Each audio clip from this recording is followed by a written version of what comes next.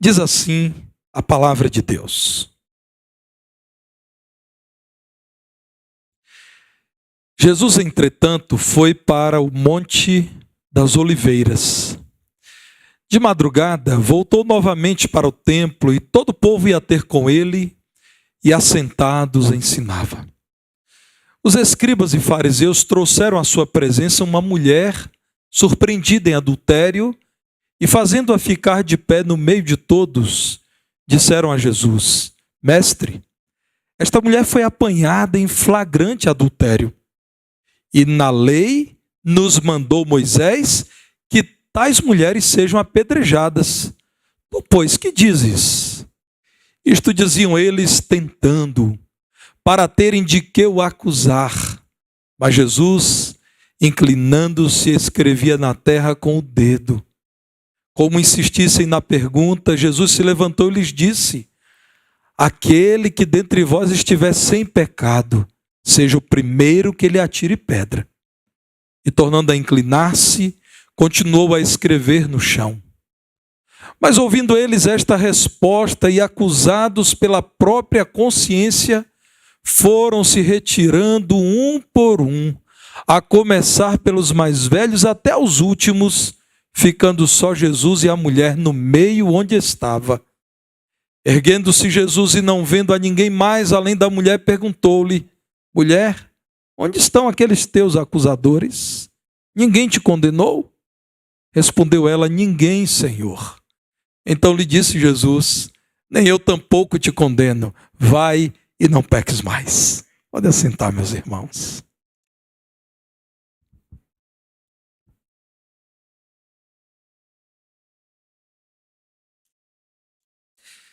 No contexto da realização da festa dos tabernáculos, Jesus agora está em meio a uma grande concentração de pessoas ensinando no templo. O texto bíblico nos versos 1 e 2 nos diz isso. Depois de ter deixado um local de repouso e oração, o Monte das Oliveiras, Jesus retornou ao templo, onde muita gente o buscava. E como era costumeiro na antiguidade, o mestre assentado via formar-se um grupo de interessados à sua volta em pé para ouvir a sua doutrina. É quando Jesus está mais uma vez ensinando no pátio das mulheres que ele é interrompido por pessoas empolvorosas, confusas, agitadas, acusando uma mulher de adultério. Dentre estes, incrivelmente, muitos eram professores da lei. A palavra de Deus, no verso 3, menciona escribas e fariseus levando a mulher acusada de adultério e expondo-a no meio de todos, fazendo-a ficar diante dos olhos do mestre Jesus e daqueles que cercavam Jesus. A acusação está no verso 4. Mestre, esta mulher é adúltera. Não nos contaram.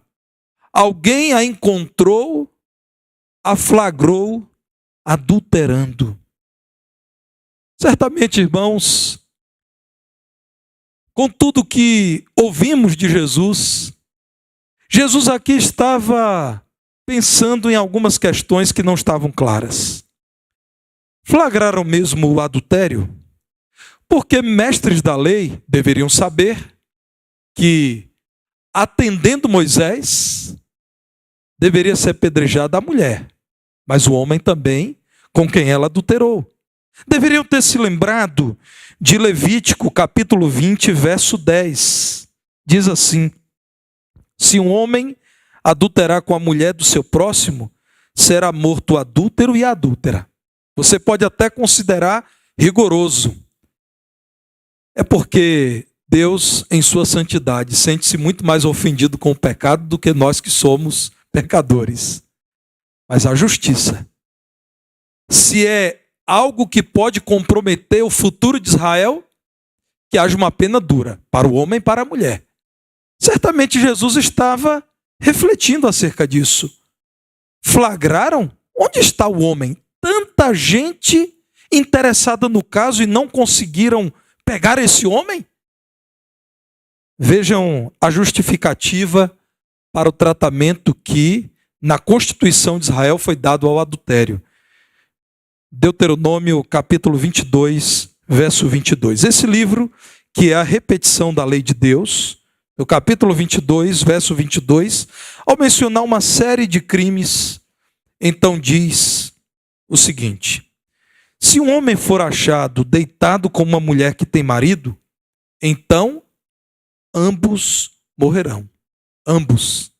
O homem que se deitou com a mulher e a mulher. Assim eliminarás o mal de Israel.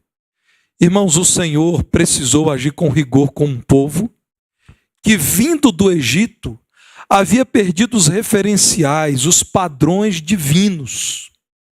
Por isso, o Senhor diz: eliminarás o mal de Israel. No primeiro momento, o Senhor orienta Israel a fazer assim. Mas é muito claro em dizer: homem e mulher que adulteram são igualmente culpados deste pecado.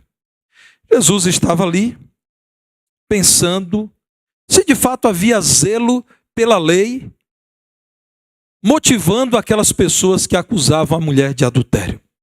Jesus sabia, irmãos, a fama dele era crescente. Os sinais extraordinários que ele realizava incomodava escribas e fariseus. Jesus sabia muito bem que não havia interesse pela lei de Deus. O interesse estava em pôr Jesus em aperto. Se Jesus dissesse: apedrejem a mulher, é o que Moisés ensina, certamente diriam: ele está infringindo uma lei romana. Roma não permite um julgamento como esse, sem passar pelos tribunais de Roma. Se Jesus dissesse: não façam isso, não é lícito, diriam: ele não é um verdadeiro profeta da parte de Deus. Ele não é o Messias, porque ele está se levantando contra Moisés. Meus irmãos, o verso 5 nos mostra aqueles homens dizendo: na lei, Jesus, Moisés mandou que tais mulheres sejam apedrejadas, e tu que dizes? Talvez Jesus estivesse ali refletindo: ora, se vocês já sabem tudo, já sabem o que fazer, por que não apedrejaram? Vieram me consultar se vocês devem fazer aquilo que vocês têm certeza que devem fazer? Irmãos, o verso 6 é muito claro. Isto diziam, tentando para terem de que o acusar. O que eles queriam mesmo era apanhar Jesus em falha. Eles queriam tudo, menos cumprir a lei de Deus. E tem mais, irmãos. Jesus estava muito tranquilo, inclinando-se, continuava escrevendo na terra com o dedo. Como eu gostaria de saber o que Jesus escrevia. Muita gente já imaginou a poesia sobre isso. Mas, irmãos, nem nos melhores escritos ou manuscritos da Bíblia nós temos isso aqui. Fica para nós a curiosidade. O certo, irmãos, é que Jesus sabia quem acusava de ter encontrado alguém cometendo um crime. Quem acusava porque deu flagrante é quem deveria apedrejar. Vejam o que diz Deuteronômio 17, verso 7. A mão das testemunhas será a primeira contra ele, para matá-lo, e depois a mão de todo o povo. Assim eliminarás o mal do meio de ti. Ora, Deus sabia que pessoas falsamente poderiam acusar seus inimigos. Tendo alguma divergência com alguém, poderiam dizer: encontrei alguém em flagrante adultério. Então a palavra de Deus diz: olha, se você acusa, você é o primeiro a apedrejar. Que remédio, irmãos? O remédio da consciência. Então Jesus continuava ali, sabiamente conduzindo a situação, entendendo: é a lei nua e crua que eles querem? Pois a lei diz que se eles quiserem apedrejar, eles que viram os adúlteros, que deverão apedrejar os dois. Jesus nem precisava julgar aquela mulher. Por isso ele estava agora julgando os juízes da mulher. Ora, ela já estava sendo julgada. Jesus não viu aquela mulher em adultério. Jesus estava vendo aquela cena. Gente que certamente tinha grande autoridade moral e espiritual para dizer: tão santos somos, que recorreremos à lei e apedrejaremos esta mulher. Vejam, irmãos, Mateus 5, a partir do verso 27, quando o Senhor Jesus diz: ouvistes que foi dito, não adulterarás. Eu, porém, vos digo, qualquer que olhar para uma mulher com intenção impura no coração, já adulterou com ela. Se o teu olho direito te faz tropeçar, arranca-o e lança-o de ti. Pois te convém que se perca um dos teus membros e não seja todo o teu corpo lançado no inferno. E se a tua mão direita te faz tropeçar, corta e lança-a de ti, pois te convém que se perca um dos teus membros e não vá todo o teu corpo para o inferno. Meus irmãos, Jesus agora está se preparando para perguntar: vocês não são adúlteros? Porque se vocês não são adúlteros, vocês não precisarão passar pelo apedrejamento. Mas se vocês no coração desejaram a esposa de outrem, ou uma mulher solteira que não é esposa de vocês, vocês são iguais a essa mulher. Meus irmãos, a graça de Deus se vê neste episódio. Nós vemos aqui o amor de Jesus em ação. Diante de uma multidão, o que tornava tudo difícil. Qualquer palavra de Jesus poderia ser reproduzida estranhamente, diversamente por aquelas pessoas. Jesus estava diante de gente com sangue nos olhos, gente enfurecida, gente cheia de orgulho, empáfia. Jesus estava diante de uma mulher apanhada segundo os outros em adultério. Nós vemos a graça de Deus, o amor de Deus em ação. Eu quero lhe falar um pouco sobre o amor de Deus, pedindo ajuda a alguns grandes teólogos. O amor de Deus é também na Bíblia chamado de graça. Eu quero começar por Arminio.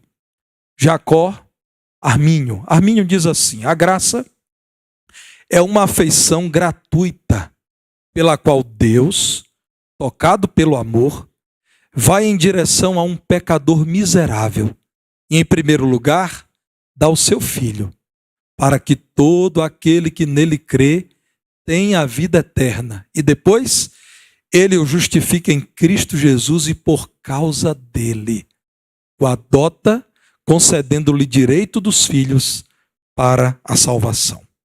Quero também trazer a tradução, ou melhor, definição de João Calvino. Vejam o que Calvino diz. A Escritura anuncia alto e claro, em toda parte, que Deus não vê nada no homem que o incite a fazer-lhe bem, mas que o supre da sua benignidade gratuita. Irmãos, eu também estive estudando Strong. Particularmente gosto de ler Augustus Strong. Strong diz assim: é na graça que encontramos a principal revelação do amor. O que há em comum em Arminio, Calvino e Strong?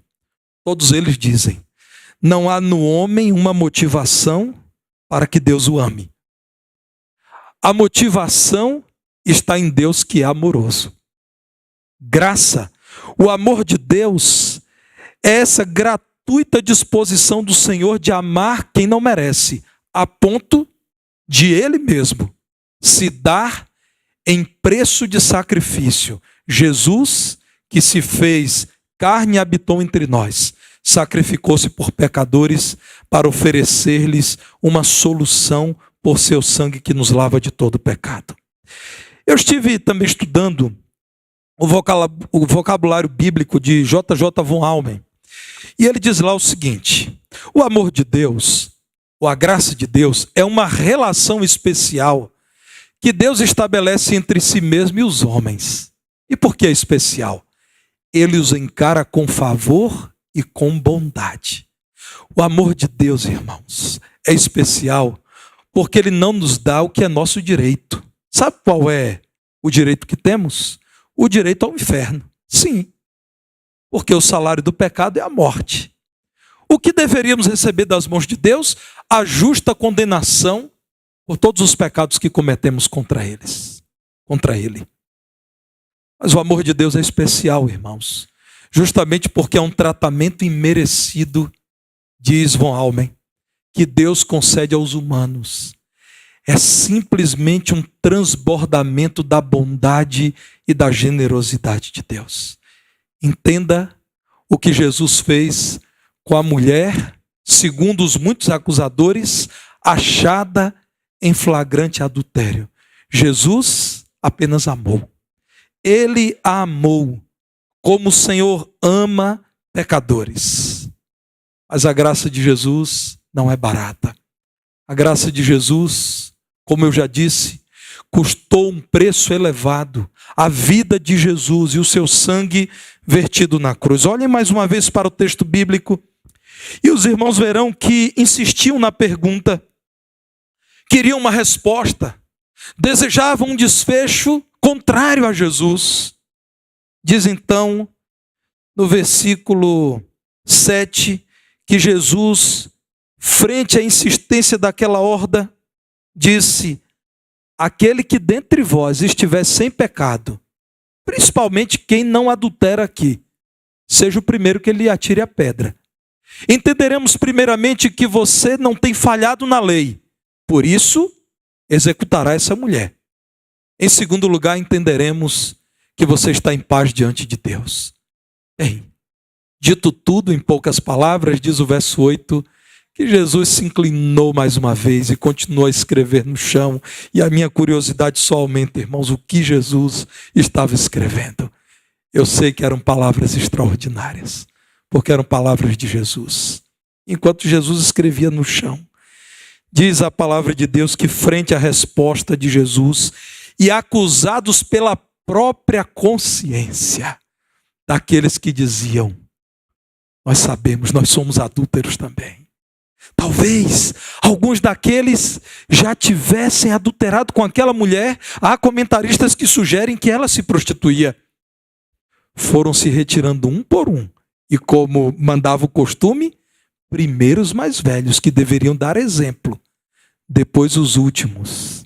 Por fim, irmãos, ficaram somente aquele que não adulterou, Jesus, e aquela mulher que estava vendo o amor de Jesus. O amor de Deus encarnado em Jesus. Meus irmãos, Jesus, não vendo mais ninguém além da mulher, perguntou: onde estão, mulher? Ninguém te condenou? Ao que ela responde: ninguém, Senhor. Aquela mulher, irmãos, que já estava pensando, eram os seus últimos instantes de vida. Aquela mulher apreensiva, exposta mesmo, em público, disse: Senhor, ninguém continua aqui.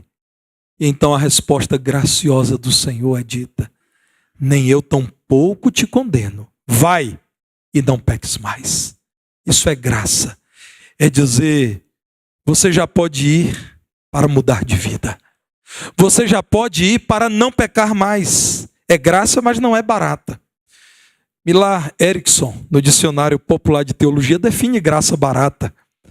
Graça barata, irmãos, ele diz assim: é a aceitação do perdão e dos dons de Deus sem arrependimento e obediência. Espere até o final. Ouça até o fim. Quando um cristão fala de graça, não fala de licenciosidade, não fala de permissividade, não fala de ausência de compromissos profundos com Deus. Bonhoeffer, o conhecido teólogo que morreu sob a ação do nazismo, diz que a graça barata é o inimigo mortal da igreja. Jesus, dizia Billy Graham, Jesus até deu a sua vida por nós, para que nós dessemos a vida por ele também. Jesus, irmãos, nos chama a pensar no seu amor. O amor de Jesus se resume nessa declaração: vai e não peques mais. Porque existe uma graça que nada vale. Porque tolera o pecado que destrói o homem e o relacionamento com aquele que mais o ama, que é o seu Deus. Porque a graça barata apresenta apenas uma parte do plano de Deus. Como eu disse, torna-se em licenciosidade. Para quem vive assim, irmãos, a morte de Jesus não tem valor. Há quem fale do amor de Deus, sem considerar que o amor de Deus é cheio de santos critérios. Quando eu vejo em nossos dias a defesa do aborto, eu fico espantado. Como irmãos cinicamente dizem o tempo todo que a defesa do aborto significa respeito ao corpo da mulher. Porque a mulher não poderá ter direito de cuidar do seu próprio corpo. Porque não seria justo darmos às mulheres que se entregam a clínicas clandestinas o direito de, no sistema público de saúde, cometerem aborto. Irmãos, aborto é assassinato. Quando alguém diz que devemos amar as mulheres a ponto de aceitar a prática do aborto, está dizendo que não devemos amar vidas que estão no ventre dessas mulheres. Isso é graça barata, irmãos. Isso é amor de barro. Falar do amor pela mulher grávida e desprezar uma vida completa que está no ventre dela. Nós, eu e você, um dia fomos um embrião. Um dia. Eu estava vendo ali a Joaninha no colo da vovó Gilceia. Nem sei onde é que a Joana está agora. Já seguiu para o berçário. A Joana não para, irmãos. A Joana tem uma agenda extensa. E eu estava vendo ali, irmãos, uma menina linda, um bebê. É duro aquilo que eu irei dizer agora. Mas quem um dia matou um embrião, matou uma Joana na barriga da sua mãe. Não faz sentido isso. Para mim, irmãos, essa é uma grande ilustração dos nossos dias acerca de graça barata. É a mensagem completa. É a argumentação que não vai até o fim. O amor de Jesus se vê aqui ao máximo quando ele diz: mulher, você é pecadora, precisa deixar de pecar. Não peques mais. Mas quando ele diz: você já entendeu tudo que eu disse? Agora vá e viva uma nova vida. O que Jesus está dizendo, irmãos, é que todos são pecadores. Portanto, todos precisam da graça de Deus. Todos precisam do amor de Deus. Aquele que dentre vós estivesse em pecado, seja o primeiro livremente a tirar a pedra. Não é a lei que vocês querem? Cumpram a lei. Quem está livre deste pecado, apedreje a mulher. Irmãos, o pecado nos torna iguais diante de Deus. Diante de Deus, somos todos pecadores. Não há exceções. Não há diferentes. Jesus disse isso com clareza. A condenação do pecado também nos torna iguais, igualmente necessitados do perdão de Deus. O pecado nos torna iguais e atenta contra nós, nosso orgulho e presunção. Sempre que nós dizemos que o bandido deveria ser morto, nós estamos nos colocando no lugar daqueles que disseram: a adúltera deveria morrer. Irmãos, eu conheço um evangelho que diz que o Senhor não quer que nenhum homem se perca. Eu quero muito que todo bandido seja julgado na forma da lei e seja punido. Mas, irmãos, eu não estou entre aqueles que desejam que seja morto alguém que foi apanhado cometendo um crime. Esse não é o espírito do evangelho. Eu preciso crer que poderá haver a oportunidade daquela pessoa ouvir o evangelho e se arrepender de verdade. Durante muitos anos, eu e o pastor Petrônio, hoje obreiro da nossa igreja, frequentamos o presídio Flora Mar, em Divinópolis. A igreja na qual trabalhávamos desenvolvia e ainda desenvolve um ministério carcerário. E nós vimos, irmãos, muitos exemplos de pessoas que reconheceram os crimes que cometeram, sinceramente se arrependeram. E depois de um tempo longo participando da vida cristã, dando bom testemunho, havia membros da igreja trabalhando como policiais penais, eles foram batizados. Eu batizei muitas vidas em uma piscina de plástico que o presídio nos autorizava a instalar no pátio. Eu celebrei a ceia do Senhor com irmãos em Cristo, alguns deles hoje vivendo uma vida diferente daquela vida que tinham antes da prisão. Eu sei, meus irmãos, que assim como acontece fora dos presídios, muita gente se empolga, entrega a vida a Cristo e não há como consequência mudança de vida. Mas nós encontramos frutos de genuíno arrependimento dentro de um presídio. Nós não batizamos sem profissão de fé e sem testemunho vidas que integravam a Congregação Batista da Liberdade. Havia até um coral. O coro se chamava Vozes da Liberdade. Meus irmãos, Jesus nos apresenta o pecado como nivelador de todos nós. Todos nós somos pecadores. Mas também encontramos Jesus apresentando a graça tão bem definida por tanta gente boa que eu transcrevi aqui nessa noite. A graça que nos impulsiona a uma nova vida. Mulher, vai e não peques mais. Jesus está dizendo, você pecou mesmo. Você já sabe o que eu penso do pecado, mulher. Pecado é ruim. Deixe de adulterar. Mas vá em paz, porque agora você está perdoada. Agora, perdoada, porque você diante de Deus está disposta a abandonar o seu pecado, você pode viver em paz. Porque, irmãos, o pecado não permite ao homem experimentar paz. Uma das grandes bênçãos da vida cristã é poder, parafraseando o salmista, dizer: eu me deito e durmo em paz, porque só tu, Senhor, me fazes repousar em segurança. Como é gostoso, irmãos, deitar e dormir em paz, sabendo que existe paz diante de Deus. Porque somos inerrantes? Não. Porque em contrição temos reconhecido os nossos pecados e temos buscado viver em santidade no poder do Espírito Santo. A graça de Deus se vê quando Jesus diz: vá agora viver uma nova vida com um novo procedimento. É o que Jesus disse tantas vezes. Por exemplo, em João 5,14, Jesus diz ao homem que ele mesmo havia curado: ora, olha que já estás curado, não peques mais, para que não te suceda coisa pior. Jesus curou o homem, mas a graça que não é barata insiste com o homem viva uma vida melhor. Você pode experimentar cura integral. Não viva no pecado para que não aconteça coisa pior do que a paralisia, do que a deficiência física. Vejam Romanos 6, versos 1 e 2.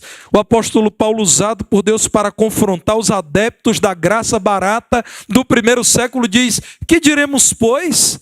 Permaneceremos no pecado para que seja a graça mais abundante? De modo nenhum.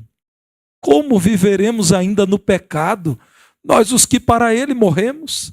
Paulo sabia, irmãos, havia gente no seio da igreja dizendo: a graça de Deus nos ampara em toda e qualquer circunstância. Podemos pecar à vontade, porque não faltará em Deus disposição para nos perdoar. O amor de Deus não se acabará jamais. Vivamos do jeito que quisermos viver. Paulo diz: nós viveremos assim para dizermos que a graça é abundante? De modo nenhum. Quem foi alcançado pela graça de Deus, amado pelo Senhor, foi chamado das trevas para a luz, não tem mais prazer no pecado. Irmãos, nós temos a segurança de saber que um dia aceitos por Cristo e selados pelo seu Espírito, não teremos mais o desejo que o homem ímpio tem de viver no pecado.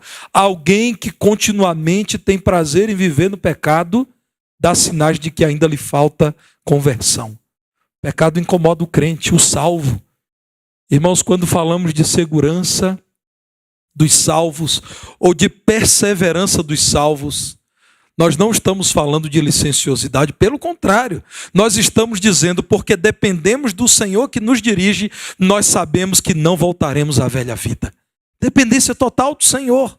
Uma nova vida com um novo procedimento. A graça de Deus é assim, diz: você é pecador, deixe de pecar, porque há uma nova vida à sua espera.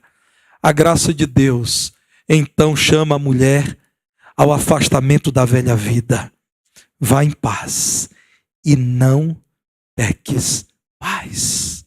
A velha vida daquela mulher e de tantos que se constituíram acusadores dela era a velha vida da escravidão ao pecado. Escravos não escolhem, escravos se submetem. Ela era escrava do pecado. A velha vida de egoísmo e autossuficiência do homem sem Deus. Do homem que pensa: eu devo viver em torno de mim mesmo para satisfazer as minhas vontades. Eu devo fazer aquilo que o meu corpo pede, aquilo que a minha mente idealiza, aquilo que o meu coração anseia. É o homem autossuficiente que diz: eu viverei por mim mesmo, para mim mesmo. A graça de Deus, irmãos, o amor verdadeiro de Jesus está nesse grande equilíbrio em tratar com firmeza o pecado e apresentar com graça nova vida para aquele que, arrependido, deseja viver sob a direção de Jesus Cristo, o Salvador. A graça de Deus é vista ao máximo na cruz. Eu e você, pecadores condenáveis, fomos representados, isto é, substituídos por Cristo no Calvário.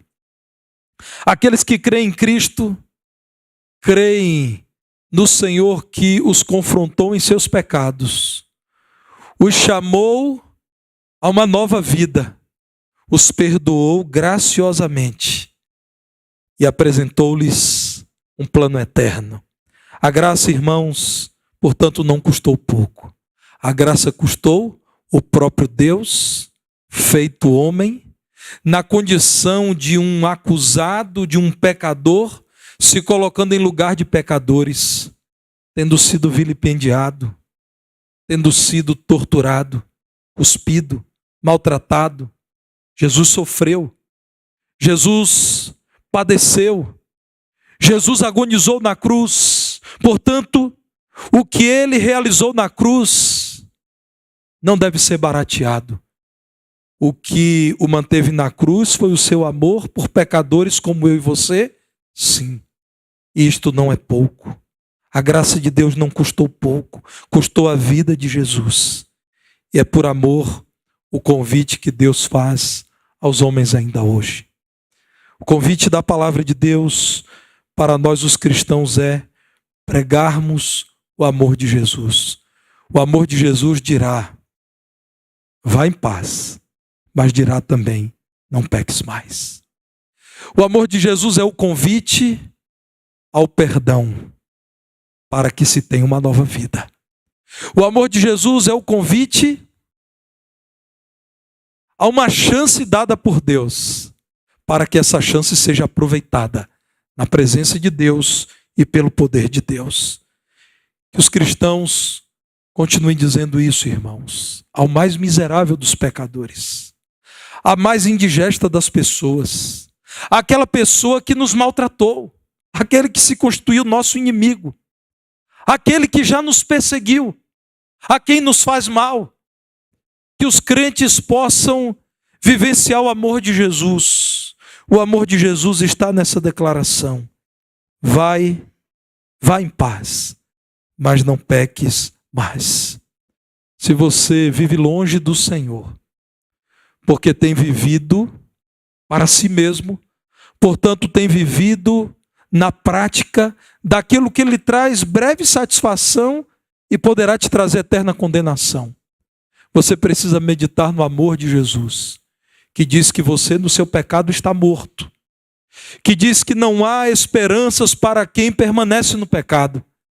Mas também precisa meditar no amor de Jesus, que diz: crendo em mim, receberás perdão e salvação. Irmãos, nestes dias em que nós os crentes temos nos posicionado biblicamente contrários àquilo que acontece no evento chamado de carnaval. É importante dizer, irmãos, que nós não temos ódio de quem está no carnaval.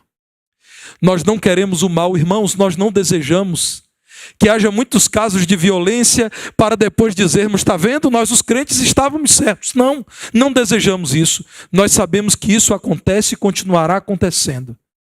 Porque quando muita gente se reúne para celebrar a carne irrestritamente, não é possível haver boas consequências. Mas, irmãos, nós os crentes estamos orando pela salvação de cada carnavalesco. Nós estamos orando para que haja arrependimento. Nós estamos pedindo a Deus que vidas se decepcionem com essa festa para que não corram riscos no próximo ano. Nestes dias é importante dizermos às pessoas, vocês estão pecando contra o Senhor, com tudo que estão fazendo, com tudo aquilo que estão aceitando. Mas se vocês vierem a crer em Cristo, arrependidos, abandonarem a velha vida, vocês ouvirão do Senhor aquilo que a mulher adúltera um dia ouviu e aquilo que os crentes um dia ouviram do Senhor. Vá em paz e não peques mais. Vivamos o amor de Jesus. Vamos em pé cantar Graça de Deus, Infinito Amor.